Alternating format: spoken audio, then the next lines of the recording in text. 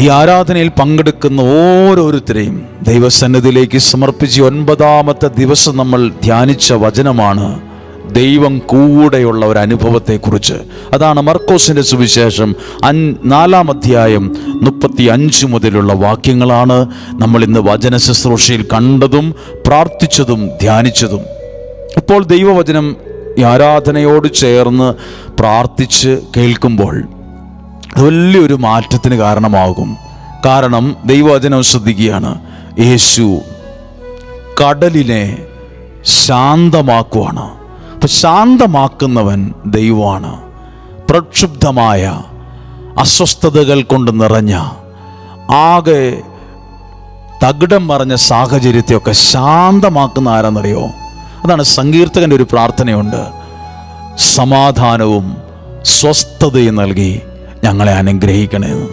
സങ്കീർത്തകനായ ദാവീദ് പറയുന്നതാണ്, കർത്താവേ ഞങ്ങളുടെ രാജ്യത്തെ സമാധാനവും സ്വസ്ഥതയും നൽകി അനുഗ്രഹിക്കണമെന്ന്. നിങ്ങളൊന്ന് പ്രാർത്ഥിച്ചേ. സമാധാനം നൽകുന്ന, സ്വസ്ഥത നൽകുന്ന, ശാന്തത നൽകുന്ന ഒരനുഭവം നമുക്ക് വേണം. ചിലർക്ക് വലിയ വീടുണ്ട്, പക്ഷേ സമാധാനമില്ല.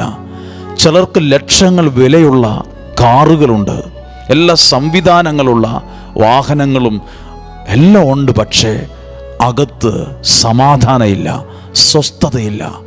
ഒരു കടയിൽ നിന്നും സൂപ്പർ മാർക്കറ്റിൽ നിന്നും നമുക്ക് മേടിക്കാൻ പറ്റാത്ത കാര്യമാണ് ശാന്തതയും സ്വസ്ഥതയും സമാധാനമൊക്കെ.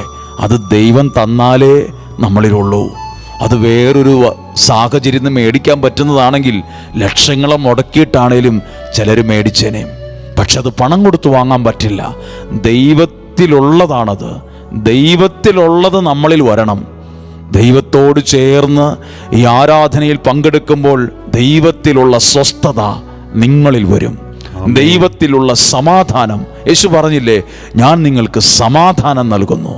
നിങ്ങൾ ഏത് വീട്ടിൽ ചെന്നാലും ദുരന്തമുണ്ട്, പരാജയമുണ്ട്, ഈ വീട്ടിൽ പോക്കുവരവുണ്ട്, ഇവിടെ പിശാചിൻ്റെ പ്രവർത്തനമുണ്ടെന്നല്ല പറയണമെന്നല്ല പറഞ്ഞത്. നിങ്ങൾ ആ വീട്ടിൽ ചെല്ലുമ്പോൾ ആ വീടിന് സമാധാനം എന്ന് പറയണം. ഇന്ന് ഒത്തിരി പേര് പറയുന്നത് ഇവിടെ പ്രശ്നമുണ്ട്, ഈ മണ്ണിൻ്റെ അടി പ്രശ്നമുണ്ട്, ആ വീടിന് പ്രശ്നമുണ്ട്, ആ ഇരിക്കുന്ന സ്ഥലത്തിന് പ്രശ്നമുണ്ട്, ഈ കിണറിന് പ്രശ്നമുണ്ട്, ഈ തൊഴുത്തിന് പ്രശ്നമുണ്ട്. യേശു എന്നാ പറഞ്ഞെന്നറിയാമോ? നിങ്ങൾ എവിടെ ചെന്നാലും ഈ വീടിന് സമാധാനം, സമാധാനം എന്ന് പറയണം. അപ്പോൾ ആ സമാധാനം, ദൈവത്തിൽ നിന്നുള്ള സമാധാനം അവിടെ നിറയും. നിങ്ങളും പറയണം, സമാധാനം, സമാധാനം, സ്വസ്ഥത. അത് ദൈവം തരുന്ന ദാനമാണ്. നിങ്ങളുടെ കുടുംബങ്ങളിൽ ഈ ആരാധനയിൽ അത് വരും കേട്ടോ. അത് നിങ്ങളിലേക്ക് ദൈവം പകരപ്പെടുന്ന ഒരു സമയമാണിത്. ഈ വചനം വായിക്കുകയാണെന്ന് ആരാധനയോട് ചേർന്ന് പ്രാർത്ഥിക്കാൻ ദൈവം ഒരുക്കുന്ന വചനങ്ങളാണിത്. 4-ാം അധ്യായം 35 മുതൽ യേശു പറഞ്ഞു, അന്ന് സായാഹ്നമായപ്പോൾ പറഞ്ഞു, നമുക്കെന്നാ പറഞ്ഞിരിക്കുന്നത്, നമുക്ക് അക്കരയ്ക്ക് പോകാം. അപ്പോൾ ശിഷ്യന്മാർ പറഞ്ഞില്ല, ഇപ്പോൾ വേണോ, നാളെ ആകട്ടെ, ഞാനിപ്പോൾ വരുന്നില്ല. ആരും മാറിയില്ല. ആ വിളിയിൽ അവർ ചേർന്ന് നിന്നു. ഒരു കാര്യം ഉറപ്പാണ്, വിളിച്ച വാടെ അവർ പോകാൻ ഒരു കാരണമുണ്ട്. എൻ്റെ കാഴ്ചപ്പാടിൽ അവർക്കറിയായിരുന്നു വിളിച്ചവൻ വിശ്വസ്തനാണെന്ന്. ആമേൻ. നിങ്ങളെ വിളിച്ച ദൈവം, നിന്നെ കുടുംബ ജീവിതത്തിലേക്ക് വിളിച്ച ദൈവം, നിന്നെ ശുശ്രൂഷയിലേക്ക് വിളിച്ച ദൈവം, നിന്നെ ചില കാര്യങ്ങൾ ചെയ്യാൻ നിയോഗിച്ച ദൈവം വിശ്വസ്തനാണ്. ഈ ബൈബിളിന്റെ എല്ലാ താളുകളിലും ദൈവത്തിന്റെ ഒരു ക്യാരക്ടറാണ് വിശ്വസ്തത. ദൈവം വിശ്വസ്തനാണ്. എത്രയോ പേര് നിങ്ങളോട് അവിശ്വസ്തത കാണിച്ചു. ഒരു ലിസ്റ്റിംഗ് എടുക്കാൻ പറഞ്ഞാൽ അപ്പുറത്തേക്ക് മാറി ഒരു കടലാസിൽ ഒരു 10 പേരുടെ പേരെഴുതും. ഇവരൊക്കെ എന്നോട് അവിശ്വസ്തത കാണിച്ചു, എന്നോട് ഇങ്ങനെയാ വാക്കു പറഞ്ഞ്, ഇന്ന സ്ഥലത്ത് വെച്ച് ഇന്ന പോലൊക്കെ പറഞ്ഞ, പിന്നീട് എന്നെ പറ്റിച്ചു. ദൈവം ഒരു മനുഷ്യനെ ചതിക്കില്ല. ദൈവം വിശ്വസ്തനാണ്. നിന്റെ കുടുംബത്തെയൊക്കെ ചേർത്ത് വച്ചതിന്റെ പിറകിൽ ഒരു ദൈവകരമുണ്ട്. തകർന്നു പോകാൻ സമ്മതിക്കത്തില്ല. വിളിച്ച ദൈവം വിശ്വസ്തനാണ്. നിന്റെ കുടുംബ ജീവിതത്തിൽ, ശുശ്രൂഷയിൽ, സമർപ്പിത ജീവിതത്തിൽ എവിടെയാണോ നീ ആയിരിക്കുന്നത്, ഒന്നും നഷ്ടപ്പെട്ടില്ല. ദൈവം വിശ്വസ്തനാണ്. ഒന്ന് പറഞ്ഞു, എന്റെ ദൈവം വിശ്വസ്തനാണ്. ദൈവം വിശ്വസ്തനാണ്. വിശ്വസ്തനായ ദൈവം നിന്നോട് അവിശ്വസ്തത കാണിക്കില്ല. ആയിരക്കണക്കിന് ആളുകൾ നിങ്ങളോട് അവിശ്വസ്തത കാണിച്ചാലും ദൈവം വിശ്വസ്തനാണ്. വിളിച്ച ദൈവം കൂടെ പോയി. ഞാൻ പറയാൻ ഉദ്ദേശിക്കുന്ന ഈ ആരാധന ചേർത്ത് വയ്ക്കുന്ന ഒരാശയം എന്നറിയാമോ? ആ യാത്രയിൽ തിരമാലകളും പ്രതിസന്ധികളും ഉണ്ടായപ്പോൾ അവർ വെല്ലുവായിൽ കരഞ്ഞു, ഗുരോ, ഞങ്ങൾ നശിക്കാൻ പോകുന്നത് നീ ഗൗനിക്കുന്നില്ലേ എന്ന് ചോദിച്ചു. അപ്പോൾ യേശു അവിടെ എഴുന്നേറ്റ് നിന്ന് ചോദിച്ചു, നിങ്ങൾ ഭയപ്പെട്ടതെന്തിന്? എന്തിനാ നിങ്ങൾ പേടിച്ചത്? ഞാൻ നിങ്ങളുടെ കൂടെ ഇല്ലേ? എന്തൊക്കെ പ്രശ്നങ്ങൾ ഒരു സൈഡിലുണ്ടേലും ഇന്ന് നിങ്ങളോട് ദൈവം പറയുക, ഞാൻ നിന്റെ കൂടെ ഉണ്ട്, ഞാൻ നിന്റെ കൂടെ ഉണ്ട്. ദൈവം നിങ്ങളുടെ കൂടെ ഉണ്ട്. ദൈവം നിന്റെ കുടുംബത്തോടു കൂടെ ഉണ്ട്. കോളേജിൽ പഠിക്കുന്ന എൻ്റെ മകള് ദൈവമേ അവിടെ ചീത്ത കൂട്ടുകെട്ടിലായി പോകുമോ, വഴിതെറ്റി പോകുമോ? ദൈവം അവരുടെ കൂടെ ഉണ്ട്. എന്റെ കുടുംബത്തിൽ ഇത്രയും പ്രശ്നങ്ങളുണ്ട്, ഇത് 4 വഴിക്ക് ചെതറി പോകുമോ ദൈവമേ? ഇല്ല, ദൈവം നിന്റെ കൂടെ ഉണ്ട്. ചെതറിപ്പോകാൻ, ഈ തിരമാലയിൽപ്പെട്ട് വേറൊരു സൈഡിലേക്ക് ദിശ തെറ്റിപ്പോകാൻ ദൈവം സമ്മതിക്കത്തില്ല. ഞാൻ ഈ വാക്യം വായിച്ചപ്പോൾ പ്രസംഗത്തിൽ ഞാൻ പറഞ്ഞു എന്ന് ഞാൻ വിശ്വസിക്കുന്നു. ഇത്രയും വലിയ കാറ്റടിച്ചിട്ട് ഈ കപ്പൽ, ഈ വഞ്ചി ദിശ മാറിപ്പോയില്ല. ദൈവം ആ റൂട്ടിൽ പിടിച്ചു നിർത്തി. ഇതുപോലെ നിങ്ങളും ചില കാറ്റൊക്കെ അടിക്കുമ്പം, എന്ന് പറഞ്ഞാൽ പ്രതിസന്ധിയുടെ വെല്ലുവിളിയുടെ കാറ്റൊക്കെ അടിക്കുമ്പോൾ നമ്മൾ തോന്നും, ഇതൊക്കെ ഇനി ദിശ മാറി പോകുമോ, വല്ല വഴിക്ക് പോകും? ഇല്ല, ദൈവം അതിനെ പിടിച്ചു നിർത്തും. ഏത് പ്രതിസന്ധിയിലും ജീവിതത്തെ പിടിച്ചു നിർത്തുന്ന ഒരു ദൈവമുണ്ട്. ഇനി ദൈവം കൂടെയുള്ളതിൻ്റെ പ്രത്യേകത എന്നറിയാമോ? അതാണ് ഇത്രയും വലിയ കൊടുങ്കാറ്റടിച്ചിട്ടും ഈ വഞ്ചി മറിഞ്ഞു പോയില്ലെന്ന്. ഒരു വഞ്ചി മറിക്കാനേ കൊടുങ്കാറ്റ് വേണ്ട.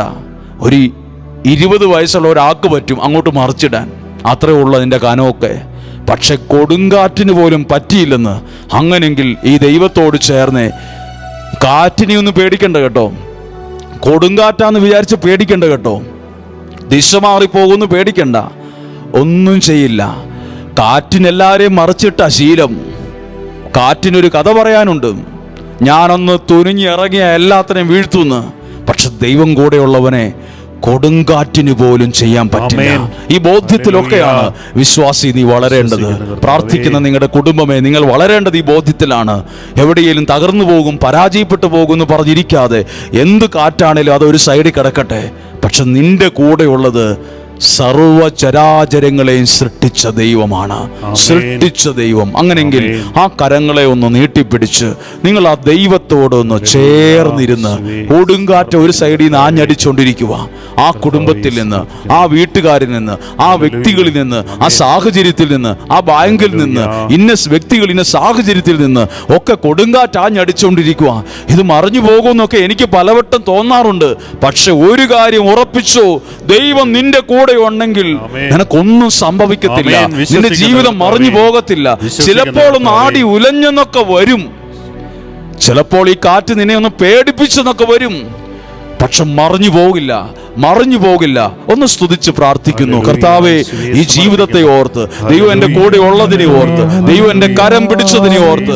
മറിയത്തോട് ദൈവത്തിന്റെ ദൂതൻ പറഞ്ഞു, കർത്താവ് നിന്നോട് കൂടെ, കർത്താവ് നിന്നോട് കൂടെ.